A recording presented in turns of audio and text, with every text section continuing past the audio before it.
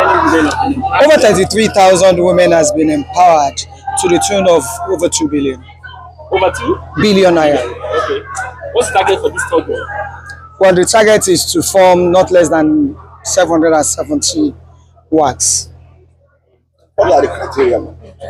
Well, you have to have something you're doing, or you have the intention of starting a business.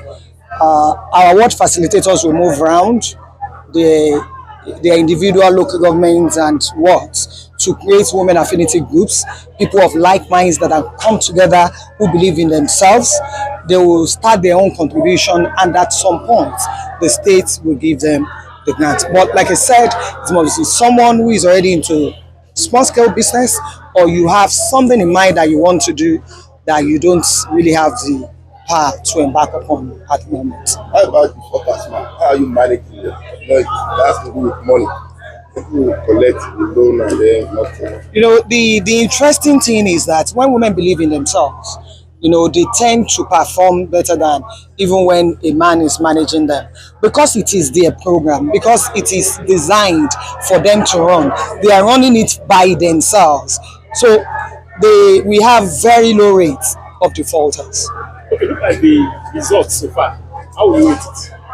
How I wish we were at a program where women were giving their testimonies of how this program has helped them to train their children to they can now stand in the community. They are now having voices. You know, when you don't have economic power, people just look down at you.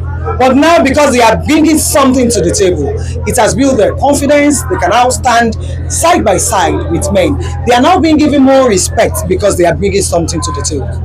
Okay, Masudi, what is your advice to the beneficiaries, especially when they get this money? You advise on them not to defray from what they're supposed to use it for. You know, one of the interesting things about this scheme is the trainings that are attached to it, the life skill training, the financial training. So you have been trained from the word go that this money is not for Ashwebi.